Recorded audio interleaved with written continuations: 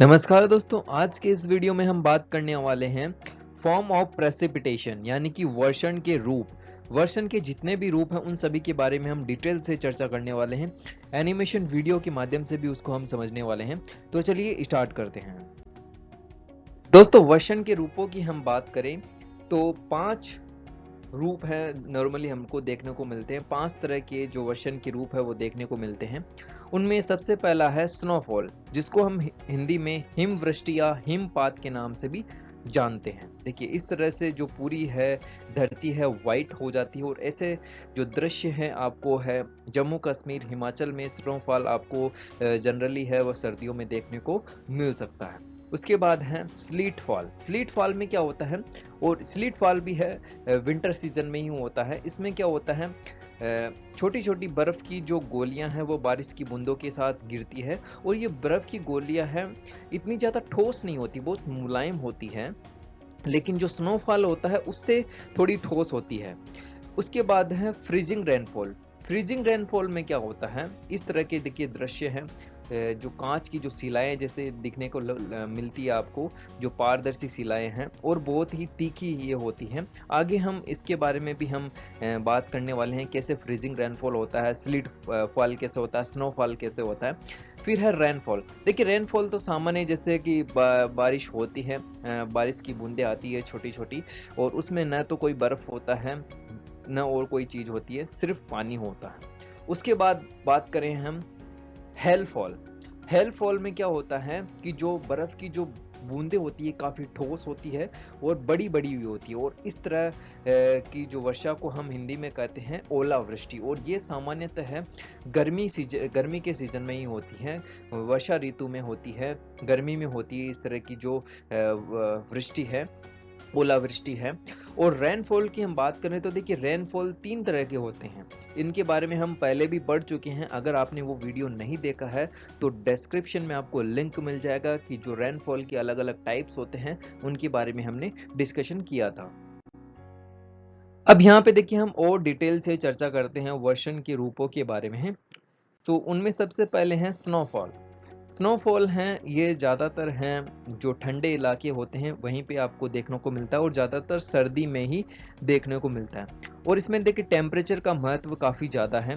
Temperature है में एक रूपता होनी चाहिए, मतलब टेम्परेचर है 0 डिग्री से अबाउ नहीं होना चाहिए, यानी कि फ्रीजिंग पॉइंट से अबाउ नहीं होना चाहिए, 0 डिग्री से कम ही होना चाहिए टेम्परेचर, तभी है स्नोफॉल होता है। अगर 0 डिग्री से अबाउ हो जाता है टेम्परेचर तो वह जो स्नोफ्लेक है वो पिघलने लग जाती है, तो स्नोफॉल नहीं होता। तो 0 डिग्री से टेम्परेचर कम होना इसके लिए आवश्यक है। तो टेम्परेचर में एक रूपता होना जरूरी है पूरे एटमॉस्फेयर में।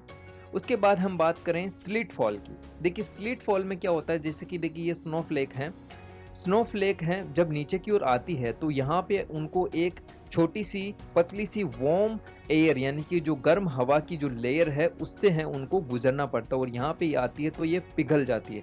पिघलने के बाद जब ये नीचे की ओर आती है तो इनको वापस है कोल्ड एयर मिलती है, और इस कोल्ड एयर में ये जो पिघली हुई बूंदें थी वो वापस जम जाती है, और फिर ये स्लिट के रूप में है नीचे की ओर है सरफेस पे आती है। तो इसमें बर्फ की छोटी छोटी गोलियां होती है, इसके साथ में बारिश की बूंदें भी इसमें आती है स्लिट में। उसके बाद हम बात करें फ्रीजिंग रेन। फ्रीजिंग रेन भी है स्लिट के समान ही है, बस थोड़ा सा अंतर है। जैसे देखिए स्नोफ्लेक ऊपर से आता है और नीचे की ओर जब आता है तो इनको एक बड़ी लेयर, एक थिक वार्म एयर से गुजरना पड़ता है। एक थिक लेयर होती है वार्म एयर की, गर्म हवा की एक मोटी परत होती है, उनसे इनको गुजरना पड़ता है। और यहाँ पे देखिए यह जो स्नोफ्लेक है वह पिघल जाती है और यह ये पानी की बूंदों के रूप में बदल जाती है। उसके बाद है जब ये नीचे की ओर आती है तो इनको वापस रीफ्रीज होने का इतना समय नहीं मिल पाता है, और जब यह जो सरफेस में जो टेम्परेचर होता है काफ़ी लो होता है, और लो होता है तो ये सरफेस पे जैसे ही बूंदे पानी की गिरती है वह वहीं के वहीं है जम जाती है। तो इसको क्या कहा जाता है, फ्रीजिंग रेन। जैसे कि देखिए जैसे ही ये सरफेस पे बूंदे टकराई और सरफेस पे जो टेम्परेचर है काफ़ी लो होता है, ठीक है, तो इस कारण है ये जो पानी की बूंदे है वो वहीं के वहीं है जम जाती है। हमने पहले आपको इमेज भी दिखाई थी फ्रीजिंग रेन की, इसमें जो कि कांच की जो सिलाएं होती उस समान है, जो बर्फ की बूंदे हैं, सॉरी पानी की बूंदे है वह जम जाती हैं। उसके बाद हम बात करें रेन की, रेनफॉल। देखिए रेनफॉल में क्या होता है, ये देखिए ये स्नोफ्लेक है और स्नोफ्लेक है जब नीचे से ऊपर से नीचे तक जब सरफेस तक आता है जो स्नोफ्लेक, तो उसको देखिए यहाँ पे एक बड़ी लेयर है जो वार्म एयर की, गर्म हवा की एक बड़ी परत से गुजरना पड़ता है, ठीक है। और बीच में कोई टेम्परेचर डिफरेंस नहीं होता है, मतलब पूरी ही ये वार्म एयर है। यहाँ पे देखिए, यहाँ पे तो कोल्ड एयर थी स्लीट में, फिर यहाँ पे छोटी सी परत फ्रीजिंग रेन में भी आपको छोटी सी परत है वह है कोल्ड एयर की देखने को मिली लेकिन यहाँ पे है कोल्ड एयर की कोई लेयर आपको देखने को नहीं मिलती है। और सारी की सारी बूंदें हैं वह पानी की बूंदों के रूप में है आपको देखने को मिलती है। स्नोफ्लेक है वो पानी की बूंदों के रूप में देखने को मिलता है। तो इस तरह ये रेनफॉल होता है। रेनफॉल देखिए 3 तरह का होता है, ओरोग्राफिक रेनफॉल, कन्वेंशनल रेनफॉल और साइक्लोनिक रेनफॉल, ठीक है। ये भी काफी इंपॉर्टेंट है, इनको हमने पहले समझा चुके हैं, आप वो वीडियो जाके देख सकते हैं। उसके बाद देखिए हेल, देखिए ये स्नो, स्लीट और फ्रीजिंग रेन, स्नो, स्लीट और फ्रीजिंग रेन ये तीनों हैं, सर्दी में होती है, विंटर में होती है। और जो रेन है वो तो सर्दी में भी आ सकती है, गर्मी में भी आ सकती है। और जो हेल यानी कि ओलावृष्टि है वह भी सामान्यतः गर्मी में ही होती है, समर सीजन में देखने को मिलती है। हेल में क्या होता है, देखिए हेल है 2 तरीके से होता है। एक तो तरीका ऐसा है कि जैसे कि जो बूंदे हैं, पानी की बूंदे हैं ऊपर से गिरती है, तो पानी की बूंदे जब ऊपर से गिरती है तो नीचे जब आती है तो उनको एक कोल्ड थिक लेयर देखने को मिलती है। कोल्ड थिक लेयर, पानी जो हवा की एक ठंडी लेयर आपको उनको मिलती है और उनसे जो ये बूंदे हैं वो जम जाती है और जमने के बाद सीधा वह धरातल पे आती है और वह बर्फ की छोटी छोटी गोलियों के रूप में मिलती है, धरातल पे आती है तो हमें देखने को मिलती है। तो इसको हम ओलावृष्टि कहते हैं। लेकिन ये तो है ही, लेकिन एक दूसरा भी तरीका है, दूसरे तरीके से भी जो ओलावृष्टि होती, अगर इस तरह दूसरे तरीके से जब ओलावृष्टि होती तो उसमें क्या होता है कि जो ओले गिरते हैं उनकी जो थिकनेस होती है वो काफ़ी मोटी होती है, मतलब मोटे मोटे बर्फ के गोले समान गिरते। कभी कभी तो है जो गेंद होती है, क्रिकेट की गेंद, उसके समान है आपको जो देखने को मिल सकते हैं ओले। देखिए दूसरा तरीका उसको भी हम जान लेते हैं वो कैसे होता है। देखिए दूसरे तरीके में क्या होता है कि जो पानी की बूंदें होती है, देखिए पानी की बूंदें, देखिए यहाँ से पानी की बूंद है वह नीचे की ओर आई, नीचे की ओर आई तो वह उसको एक ठंडी लेयर मिली, तो ठंडी लेयर मिली एयर की, तो उसमें वह जम गई।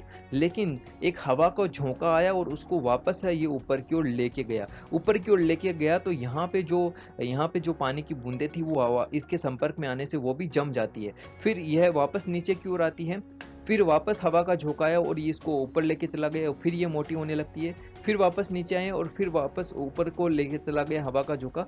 मतलब जो थंडर स्टॉर्म आते हैं उस समय ज़्यादातर जो हेल स्टॉर्म है यानी कि जो ओलावृष्टि आपको देखने को मिलती है। अब जैसे जैसे ये प्रक्रिया से गुजरने लगता है, ये प्रक्रिया बार बार दोहराई जाती है तो जो ये इसकी आकृति है वो बढ़ जाती है, ये काफ़ी बड़ा हो जाता है। बड़ा होने के बाद ये काफ़ी भारी हो जाता है और वापस है वो एयर है इसको संभाल नहीं पाती, यानी कि एयर है वापस इसको ऊपर नहीं ले जा पाती है, तब यह नीचे की ओर आने लगता है। नीचे की ओर आने लगता है तो उसको हम कहते हैं ओलावृष्टि।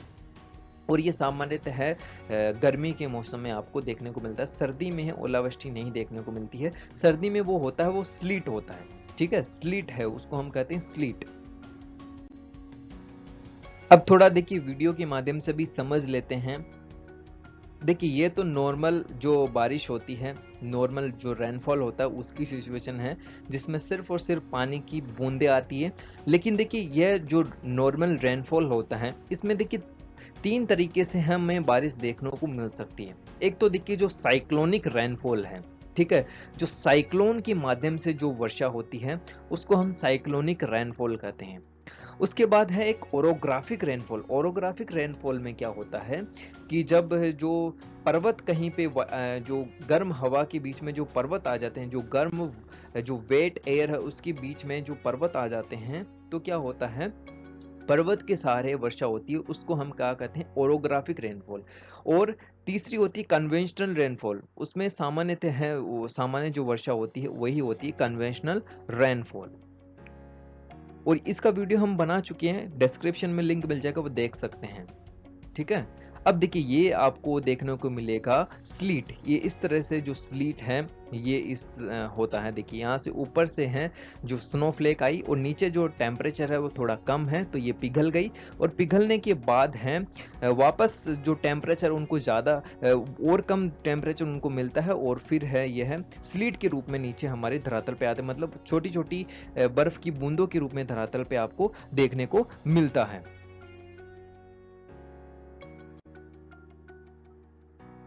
अब यहाँ पे हम स्नोफॉल को और अच्छे से समझ जाते हैं कि किस प्रकार से जो स्नोफॉल होता है। देखिएगा इसमें स्नोफॉल आपको और इसमें अच्छे से समझने आने वाला है। देखिए ये स्नोफ्लेक है, ऊपर से नीचे आई और इसमें टेम्परेचर जो 0 डिग्री सेल्सियस से वो कम होना चाहिए, अगर उससे अबाव होगा तो स्नोफॉल नहीं होगा। ठीक है, ये स्नोफ्लेक डायरेक्टली है नीचे गिरती है। अब यहाँ पे देखिए स्लीट में देखिए जो स्नोफ्लेक आएगी, अब यहाँ पे जो वार्म एयर होगी उसमें पिघल जाएगी और नीचे फिर ठंडी लेयर उनको एयर की मिलेगी तो उसमें वापस रीफ्रीज हो जाएगी और फिर नीचे की ओर आएगी। अब यहाँ पे एक बार देखिए तीनों यानी कि स्नोफॉल, स्लीट और फ्रीजिंग रेन, उन तीनों को हम एक साथ कंपेयर करके समझा रहे हैं ताकि आपको और अच्छे से समझ में आ जाए सारी चीजें। देखिएगा यहाँ पे सबसे पहले स्नो है, नीचे की ओर आया स्नोफ्लेक, टेम्परेचर है 0 डिग्री सेल्सियस से कम होना चाहिए, उससे अबाउ नहीं होना चाहिए। उसके बाद हम आते हैं किधर, उसके बाद हम आते हैं स्लीट की ओर। स्लीट में क्या होता है, टेम्परेचर है वह 0 डिग्री से अबाउ होता है। ठीक है, ये याद रखा 0 डिग्री से अबाउ होता है उसमें। यहाँ पे देख लीजिए स्नोफ्लेक है, नीचे वार्म एयर मिली उसमें पिघल गई, फिर वापस रीफ्रीज हुई सब धरातल पे आने से पहले। और यहाँ पे देखिए फ्रीजिंग रेन, फ्रीजिंग रेन देखिए वार्म एयर से गुजरी और फिर यहाँ पे कोल्ड एयर से गुजरी, तो यहाँ पे देखिए धरातल पे जैसे ही संपर्क में आई बस एक कांच की लेयर के रूप में है वह तब्दील हो गई। यहाँ पे देखिए अब हम यहाँ पे समझने वाले हैं हेल स्टॉर्म के बारे में, हेल फॉल के बारे में, यानी कि जो ओलावृष्टि है उसके बारे में। ओलावृष्टि ज्यादातर जो थंडर स्टॉर्म की सिचुएशन होती है, कड़क के साथ जो बारिश होती है उस समय देखने को ज्यादा मिलती है ओलावृष्टि। और यहाँ पे देखिए जैसे ये पानी की बूंद है, यहाँ पे उसको अप ड्रिफ्ट हुई, ये पानी की बूंद ऊपर की ओर जा रही है, ऊपर की ओर जाएगी तो यह अपने आसपास और जमा हो कर लेगी चीज़ों को। देखिए जैसे जैसे ऊपर जाएगी ये भारी होती जाएगी और इसके ऊपर है आसपास की जो वेट एयर है वो यहाँ पे जमती जाएगी। ठीक है, ये जमती गई पानी की बूंदें और जम रही है यहाँ पे, और जब ये हैवी हो जाएगी तो उसको वायु है वह संभाल नहीं पाएगी और नीचे है वह हेल स्टॉर्म के रूप में आएगा। ठीक है, तो इस वीडियो में इतना ही दोस्तों, आगे फिर हम आपसे मुलाकात होगी एक नए वीडियो के साथ और नई इन्फॉर्मेशन के साथ। अगर वीडियो अच्छा लगे तो लाइक कीजिएगा, चैनल को सब्सक्राइब कीजिएगा। जय हिंद, जय भारत।